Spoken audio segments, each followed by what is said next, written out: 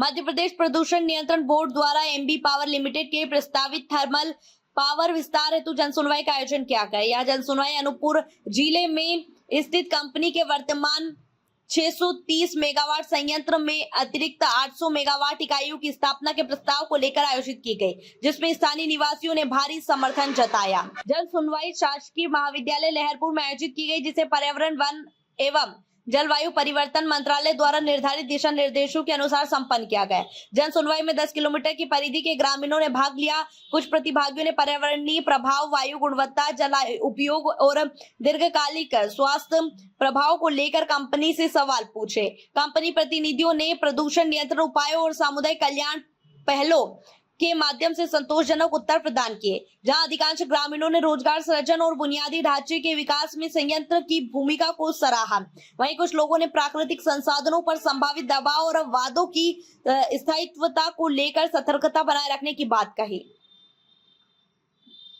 मुजरगढ़ के दूसरे प्लांट जो दूसरी यूनिट लगने वाली है लगभग 1600 मेगावाट की, उसकी जन सुनवाई हो रही, किस तरह के मुद्दे सामने आए?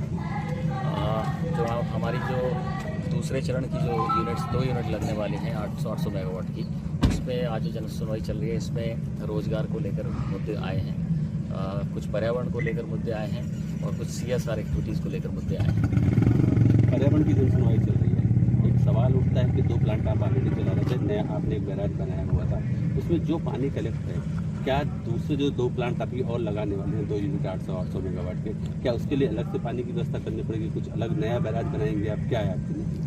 नहीं, जो एग्जिस्टिंग हमारा बैराज है, जो अभी वर्तमान में विद्यमान बैराज है वो, और जो पाइपलाइन हमने पहले से डाल रखी है वो सफिशिएंट है। उसके अतिरिक्त और कोई बैराज या पाइपलाइन नहीं लगाई जाएगी। तो ये जो काम होगा अपने 1600 मेगावाट तो उसमें करेंगे क्या?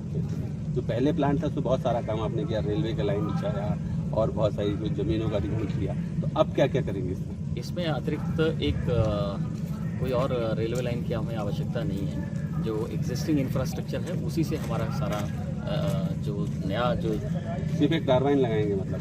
हाँ, दो टरबाइन लगेंगी, 2 टरबाइन BTG सेट जो जिसे कहते हैं बॉयलर टरबाइन जनरेटर सेट, 2 लगेंगे 800 मेगावाट के, और उसी को स्थापित किया जाएगा। सर 1600 मेगावाट में क्या रोजगार लोगों के अवसर बढ़ेंगे? जी हाँ, निर्माणावधि के दौरान जब तक ये कंस्ट्रक्शन पीरियड में रहेगा, तो कंस्ट्रक्शन पीरियड के दौरान 5 से 6000 वर्कर्स की ज़रूरत होगी। साथ में 350 से 500 जो इंजीनियर्स की ज़रूरत पड़ेगी। लेकिन जब ये संचालन में आएगा तो इसमें 100 से 150 इंजीनियर्स की ज़रूरत रहेगी इसके संचालन के लिए, और लगभग 800 से 1000 वर्कर्स की ज़रूरत रहेगी। एक बड़ा मुद्दा निकल के आता है स्थानीय रोजगार को लेकर के।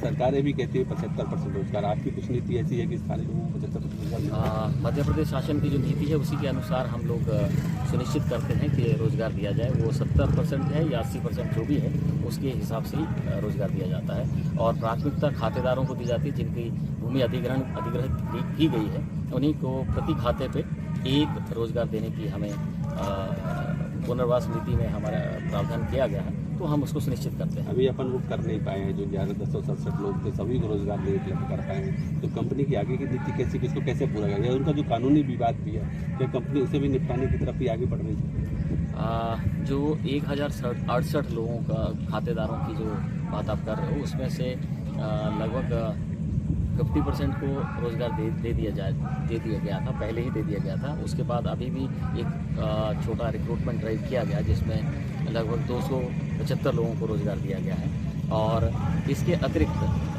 कुछ लोगों में आपसी सहमति नहीं बन पा रही है, जिसके कारण उनको रोज़गार और रोज़गार भत्ता नहीं मिल पा रहा है खातेदारों को। तो न्यायालय में लंबित हैं प्रकरण लंबित हैं, उनमें हम उनकी सहायता कर सकते हैं।